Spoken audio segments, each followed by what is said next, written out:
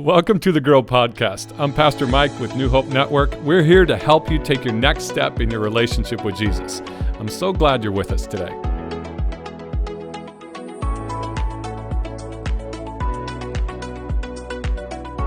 What's up, New Hope family? Welcome to the Grow Podcast, episode 85. My name is David.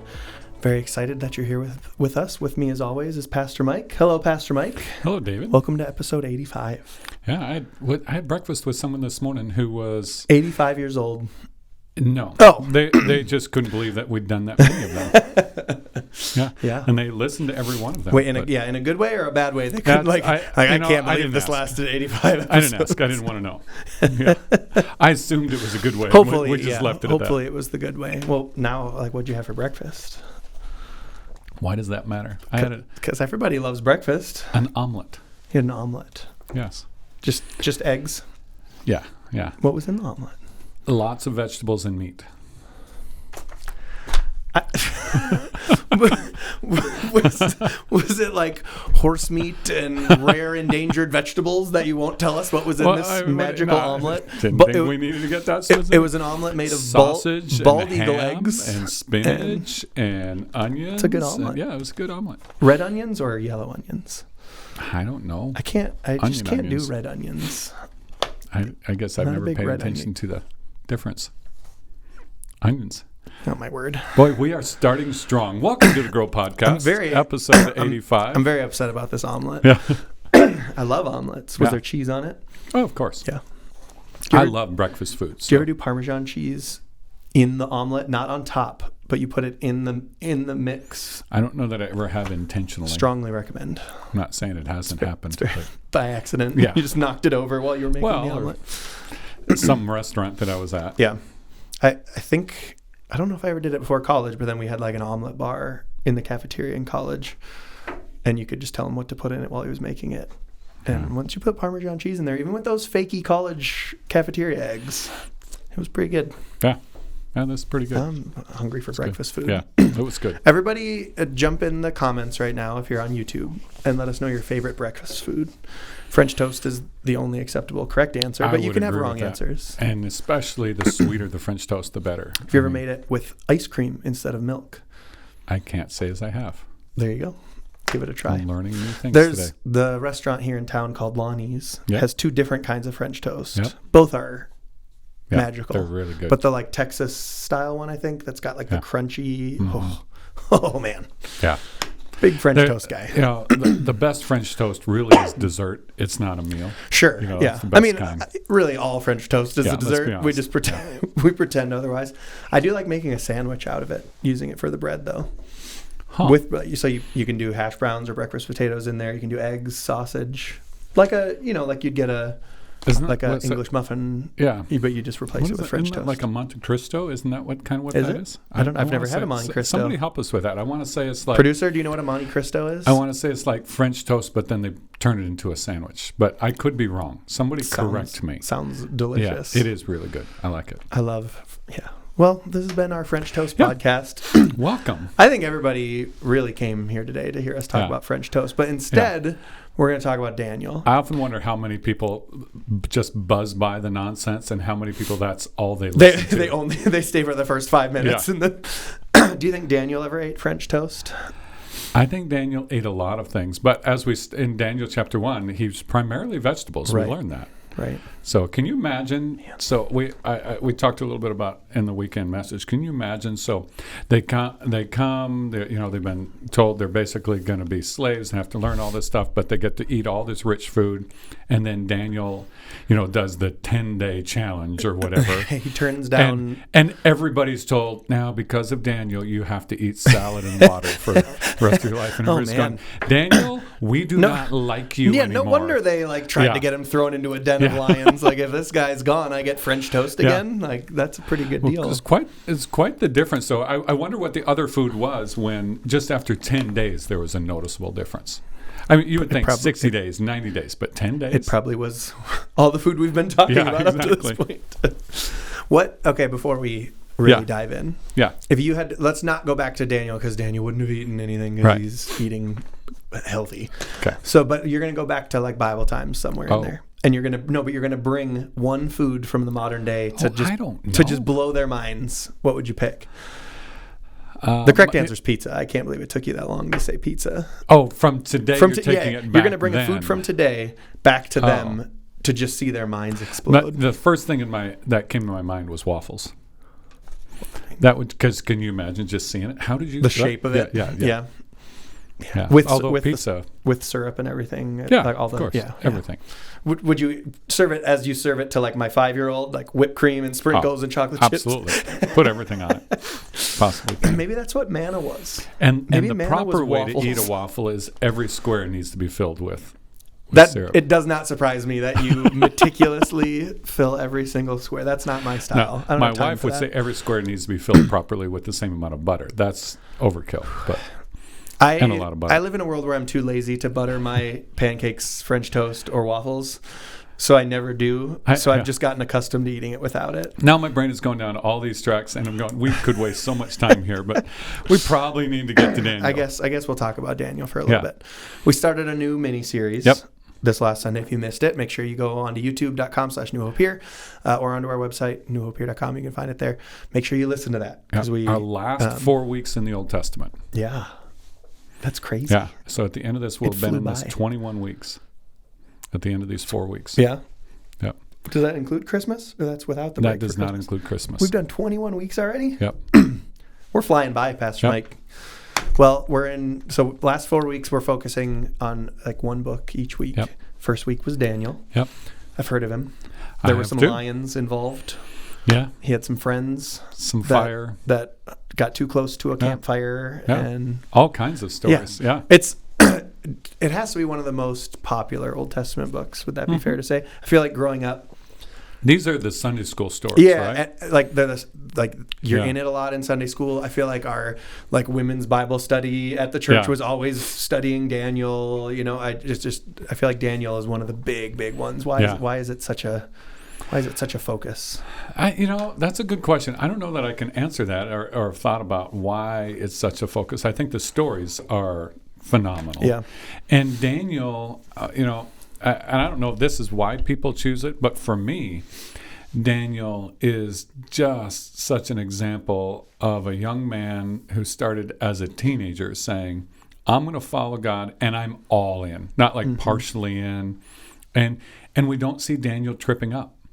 Like Joseph, we see him messing up at the beginning. Yeah, pretty much name almost any. Don't. Now we know he wasn't perfect because he was a human being. Sure. And he was so successful and so blessed that he was raised into leadership even as a teenager, and continued in leadership from king to king and empire to empire, different which is kingdoms. Unheard of. Yeah. I mean, who, even in modern days where, so president succeeds president in the White House, how much of the previous administration is maintained? Right. Anyone they can get rid of, they get rid of, basically. It's happened, but only if we have to, But for someone to be that respected, and in the ancient world, especially empire to empire, the previous administration wasn't just removed; they were typically killed so that their influence was removed. And Daniel, with each one, it's not just that he stayed in power, but he increased in responsibility from each one. And we know of at least 4 different kings, 4 different emperors, at least, that he served. Yeah, we're going to talk on the podcast today about some visions. Before we get into that, though, we've been talking a lot lately about how to read the Old Testament. Yeah. What type of literature are different books. So why don't you do kind of a quick cover of what Daniel is? How are we supposed to read it? Are these stories are they just stories that we're supposed to learn from, like parables in the New Testament, or is it a historical book? Is it, talk to us a little bit about that. Daniel is an interesting book because it's biography and history combined with prophetic and apocryphal. Apocalyptic literature. Yeah. So it's a combination of two, but it's written a little bit more in narrative form. Yeah. As we look at it, so you read it kind of as a history, knowing it jumps from scene to scene, and the way when whoever they put the chapters and verses in. they put the beginnings of chapters most of the time in the breaks that Daniel intended, where he opens up and saying, okay, now this next section is in the first year of Darius or in the third year of Darius. So we can actually date with real accuracy most of Daniel. And Daniel is kind of divided into two sections. So you have the first 6 chapters that are mostly biography of him. And then the last 6 chapters are his key kind of 4 visions. Not that there aren't visions before, but those are given to other people, these last 4 visions. But Daniel is unique. And I always wanted to end our Old Testament in Daniel, but I wanted to keep in chronological order, because Daniel is kind of the bridge from the Old Testament to the New Testament. A lot of scholars see it this way. So you have the exile and all the way through even the return from exile. So he spans that 70-year kind of thing. And you have him connecting Old Testament and looking forward to New Testament in ways that even a lot of the other prophets do. He's one of the last kind of bridges pointing forward to Jesus. And so it takes us from the empires of the ancient world and the continual failure of God's people. And he looks forward to the coming of a king and a kingdom, even more importantly, which we'll look at, who will eventually overcome the pattern and the powers and the mess of the world. And it's just amazing kind of perspective. We've talked about it before, so the prophetic stuff, and we'll look into it. But the prophetic stuff here, and we'll use our language we're using in the study, is an upper story perspective. So a lot of times we have to kind of look for the upper story. Where's God at work? But God intentionally gives Daniel a forward-looking upper story perspective. Now, when you're looking forward, it's a little bit like standing on top of a mountain peak.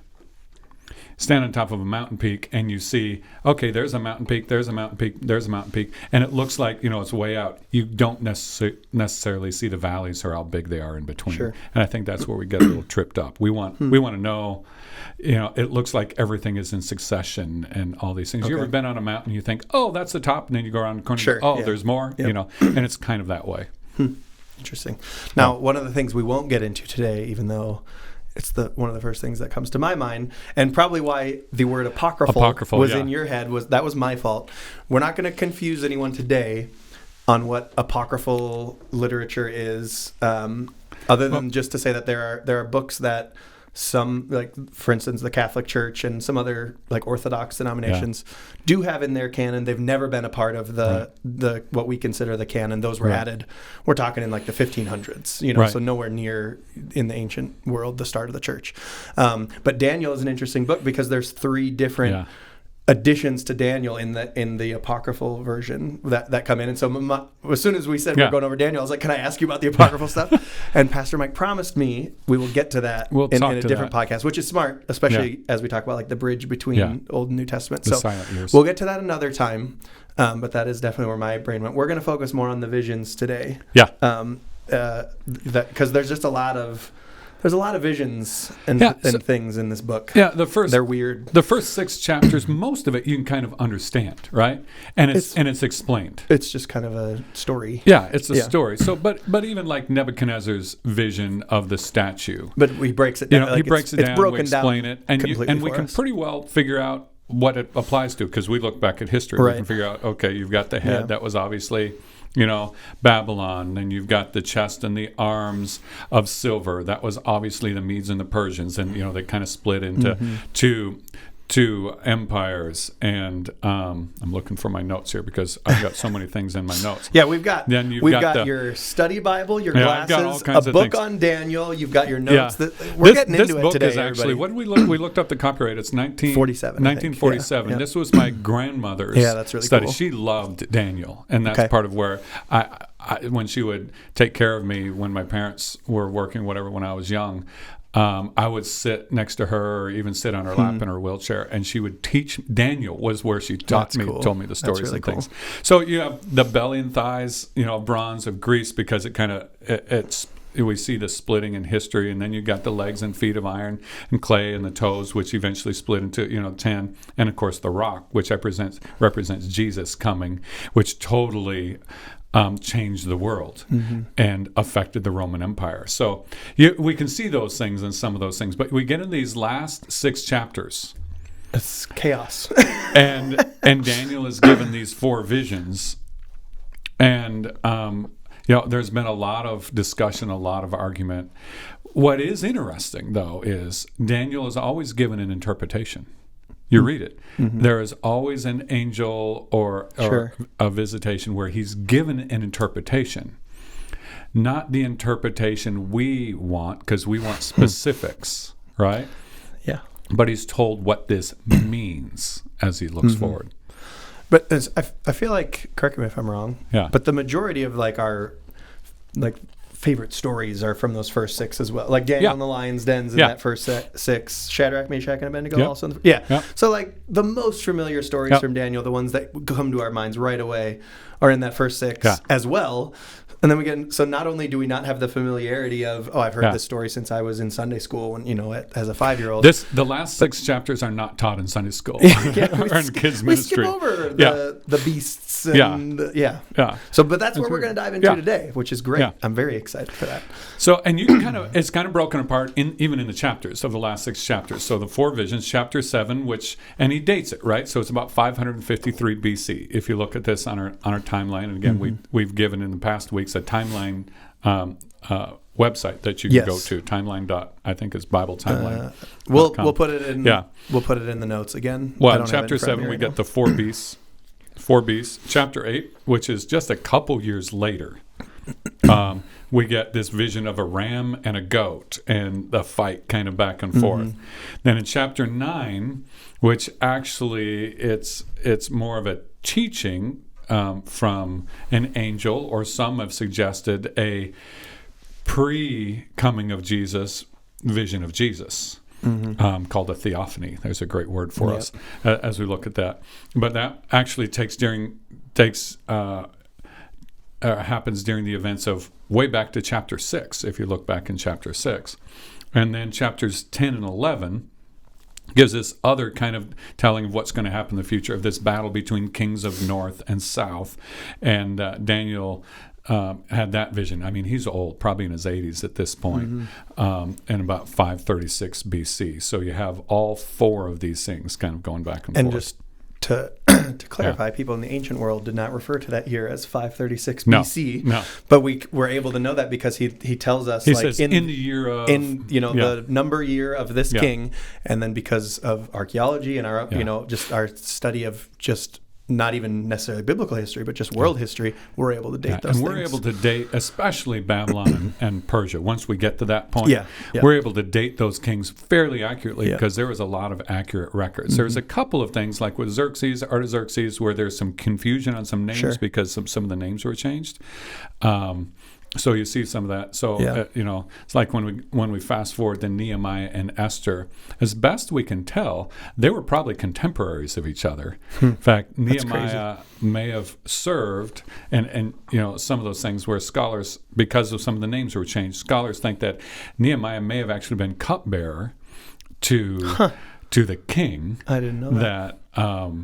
That Esther was queen to. Wow. May have been. Sure, But yeah. there's some, it's like, is it this name? Is Well, it there's- this name? and And the archaeology isn't entirely clear. And there's so much of that because, even we do it, right? Like we call, let's just say Germany. We call Germany, Germany. Yeah. Germany doesn't call Germany, Germany. No. They call it Deutschland, Yeah. which aren't the same at all. And so if 4,000 years from now, people just find Germany written in English and Deutschland written in it's like, German, what they'd is be it? like, well, Yeah. these two things aren't the same. That's one of my favorite things is, like, they've never found archaeological evidence of King David outside of written about him in Right. any until recently. They're starting to realize, this is what his name, this is the name that they were using for him in this was it Assyria? No, I can't remember. Or no, Egypt, I think. Yeah. It was in Egypt. And And it's just so crazy. Yeah. When I remember just like as I was growing up and hearing that, I'm like, that's just crazy. We're just grasping at straws. But then we do it all the time. Even today, we just change it from language to language, and not so everything's many the things. same. And if I can do a quick commercial, this next We year, like commercials. this next fall, Kylie and I. Do you want us to add the commercial music in for this part? Yeah, the producer is The shaking his producer head doesn't no. want to add a jingle. Okay, no jingle. Kylie and I, and we're partnering with some friends of ours Yes. who are pastors, are taking a trip to Israel. And I think at least once in a lifetime, everybody should. And we see some of these things. So, like for years, same kind of thing people talked about, and I don't want to take us too far down the rabbit trail here. This is a fun rabbit trail, so I'm on board. Yeah, we might need to break this into two if we need We to. can have we haven't had a long podcast in a while. But it's like, so Pilate, everybody's like, how do we know there's no evidence of Pilate? Well, they've found now, and I actually saw it, and I got pictures of it. I was actually able to touch it. There's a stone with his name in it, and it's a little bit different, so there's that. Then, a couple of the places that are referred to in the Gospels, like Mary Magdalene, they've uncovered just in the last few years, Magdala. Oh, I didn't know that. That's amazing. And it's just recently uncovered, and it's actually one of the most intact mosaic floors of a synagogue that they've ever uncovered. And they have the stone where they would have put the scroll and unrolled the scroll. And then, just like 50 feet away from that would have been the home that they've uncovered, who would have been the synagogue leader, the rabbi. Wow. And there were cleansing pools there. And you get to see these. And, of course, this is also where the woman crept into town and touched the hem of Jesus' robe. And so you can see, before it was like, where did that happen? Now we know exactly where it happened. And the stones of the road are still there. And it just changes your perspective on these things. So like with Daniel, where the first half of his life in exile, he was in Babylon. And it's really, really clear that Babylon was the capital of the Empire of Babylon. The Babylonian Empire. Yeah. The Medes and the Persians, they actually had multiple capitals. And so that's where some of the confusion comes from. He and Esther and Nehemiah were actually in Susa. So later in Daniel's life, he moved from Babylon to Susa and served in the courts of Susa. But some of the records of Medes and Persians are spread in other capitals. So there's some of the confusion we get there too. And the governors of each of these sections were often referred to as kings. So it's like, who are we talking about and where are we talking? And you, just to go back to your commercial, people can sign up to go with you on this trip. In fact, clarify. let's put a link in the deal where they can sign up. We have upcoming, if you're listening to us when this comes out, the first week of March in 2023, we have an informational Zoom meeting with. We have a gentleman who's organizing the whole thing. He knows more about it than I ever do, and you can ask him all the questions like, do I need to be vaccinated? All those kinds of things, which everybody's asking in travel arrangements. And if you'd like to send Michael Bierce, our producer, and I on this trip as well, you just email me, david@newhopewilson.com. We'll get that figured out as well. I have a guide, in-country guide, who is actually a Christian, Palestinian Christian. He attends the Church of the Nativity in Bethlehem. And this man is one of the smartest men I've ever met in my life. And it's just so much fun. That's awesome. It's so much fun. Yeah. So we're supposed to be talking about Daniel, aren't we? We're all over the place. Yeah. But they've all been good places, I feel like. So those of you who didn't enjoy that commercial, it's Michael's fault. Because if he would have put the jingle in, they would have loved it. They would have loved it. Well, we can, let's focus on the four main visions. Because you said there are four main ones. And four main ones. I believe you mentioned at least three of them. Yeah, I talked through all four. I couldn't remember if we got to the fourth one or not. Yep. Like I said, we've been all over the place. Let's dive a little bit deeper into these four visions. And then that'll kind of wrap things up for today. So the first one, chapter 7, gives us these four beasts, and I'm not going to read it. You can go read it. Okay. But it's interesting. So Daniel records, I think it's verse 1 of chapter 7. He says, he wrote down, and there's this word, the substance of his dream. And I just before we started recording, I looked up the exact word, and the word there is a very specific word. He wrote down a summary and it means he didn't write down all the details. Okay. So Interesting. we're just given some of the details of this. And so he's given this dream, and then in every one of these, if you follow down, it says he's given the interpretation. So in this one, the 4 animals, there's a lion, and it obviously, as we look in history, represents Babylon. The bear represents Medes and Persia, and there's some symbolism with the ribs in his mouth, different things. The leopard represents Greece, so the leopard was known for its speed in attacking, kind of things. And so you look in history, you see each one of these successive kingdoms, and the angel is telling Daniel, here's what's coming. Mm-hmm. Here's what's coming in the coming years. And then he's given the image of this 4th beast that, as we look in history, looks like Rome and yet looks like more of Rome. And the 4th beast is what Daniel kind of zooms in on, and he asks the angel, this one bothers me. There's something different about this one. And the angel says, yeah, this one is different. And the word that's used there is real interesting, because it's saying it's not of the same. It's not just that it looks different. It's not of the same type or style. And scholars have looked at that and said, it obviously, as we look at the succession of things, because these 4 beasts dovetail real close with the statue vision that was given to Nebuchadnezzar and some later things. So it's obviously referring to these, because even in the statue we're given some of that interpretation of what it will be. So we know what it's going to be. So this looks like Rome, and yet more than Rome. It's different. It's more than just the empire and the government. It appears like there even may be some ongoing influence there. And of course we know, the Roman Empire ended, but the influence of the Roman Empire has never fully gone away. And so as we look at this, we go, okay, this was a different kind of beast. So the point, we'll kind of get to the point of it here at the end, but it's telling Daniel, here's what's to come. Because Daniel he really wants to go home. He's worried about his people. He's worried about the future of God's plan, like he needs to be worried about God's plan. But he's praying about it, and God's saying, yeah, there are things to come. There are things to come. But here's what I want to tell you, Daniel. You aren't going to see it all. I've still got this. Babylon wasn't the last empire. Persia won't be the last empire. There'll be another one. And then there'll be another one after that. And then it's going to get interesting for a while. And you know what? I'm still God. I'm still on the throne. And so you get this kind of preview. Yeah. And each vision is basically that way.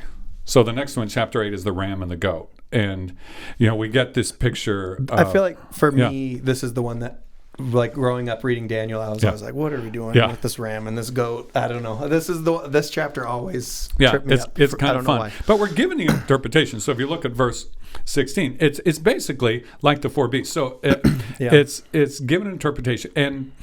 And as you look in history, and even in the interpretation that's given, like you've got this large horn and this goat. It was obviously Alexander the Great.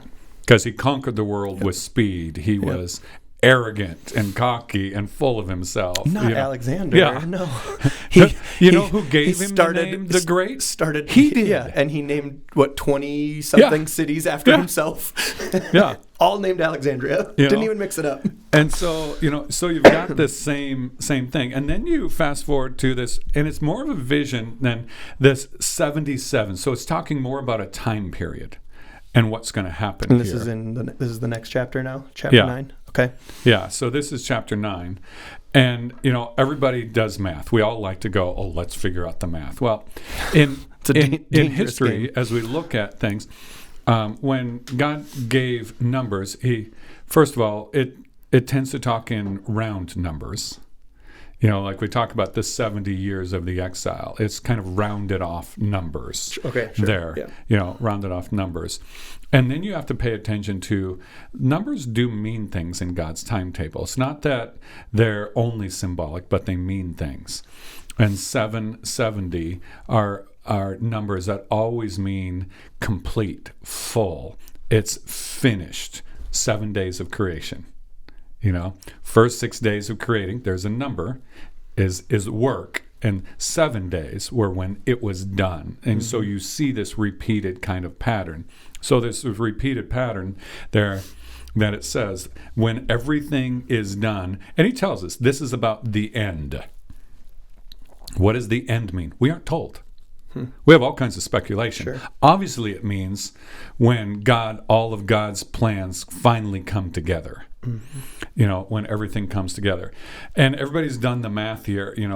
70 is that 490 years? Is it 7 years, So just like the tribulation? They start multiplying. And what do? We start looking at, so we look at like when Jesus was talking to Peter. No, you need to forgive people how many times? Right. Yeah. And we go, okay, is that all? Well, he didn't mean literally that time, but an amount. Now, there are some interesting things here. What you're saying, I have to forgive more than 70 times 7 times. So 77s takes us to what? 49 or 490. Yeah. 490. And almost exactly from this time until the crucifixion, it was almost exactly 490 years.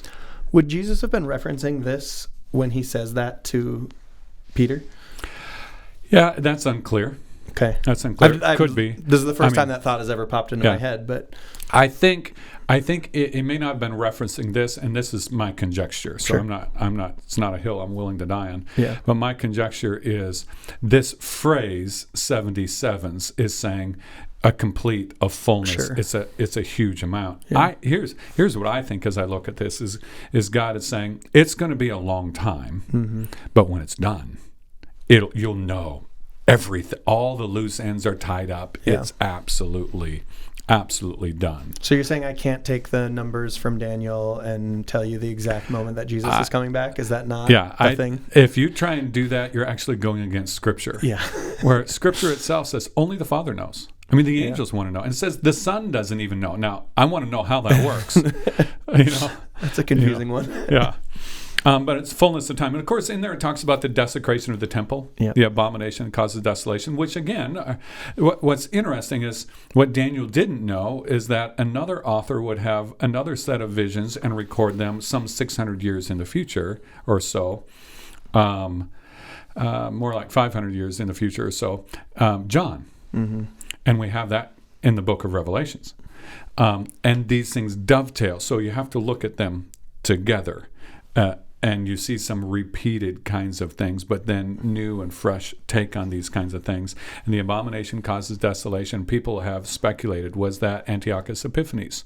When he came into the temple and sacrificed a pig on the altar, which would have been, absolute abomination.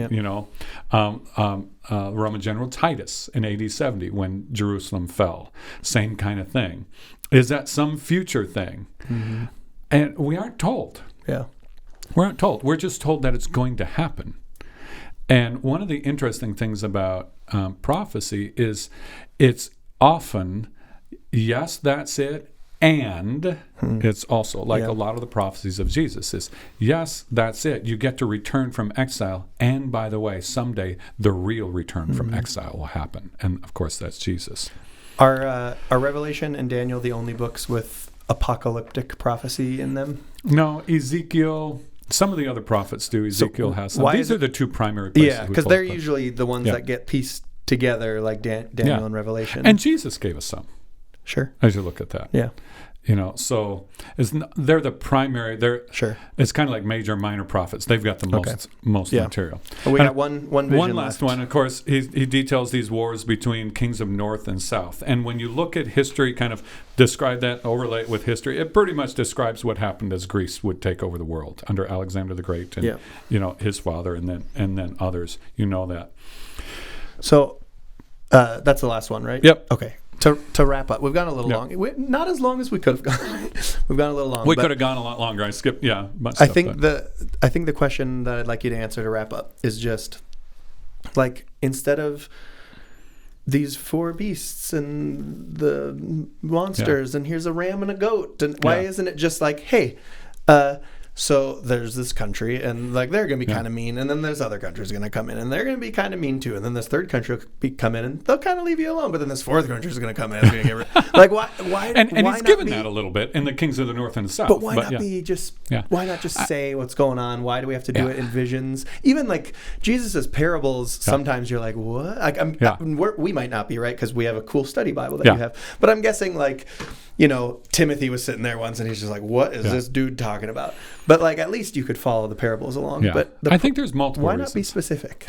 One, the context and the history. Okay. So a lot of these images seem crazy to us. Sure. But, you know, we didn't live in that time. Yeah. I mean, this is the language and the context and the images of the time. Like, we use these idioms and these metaphors all the time, you know, that if we were to take them out of our time, you'd go, what? But God knew we'd be reading this now. Yeah. And I'm not trying to disagree with you, but that always hits my head, and I feel like some people have, you know, it's like, I get that it was written for a time and for a people, and we are better off when we study those things to understand. But like, I live in 2020. I think another reason is images. Yeah, it is. Holy cow! Images and stories stick in our head more. Definitely, you know, as we go through this. I think the other thing is God knows. Yeah, we would have loved to know all the details, but God knows us better than we sometimes know ourselves. Because why do we so want to know the specifics and details? And we see this all the time with people in the church, right? And if there's anything I'd love people to hear, it's probably this last part. What we try to do is we want to understand the specifics of prophecy, so that we can either help make it happen or we can head it off.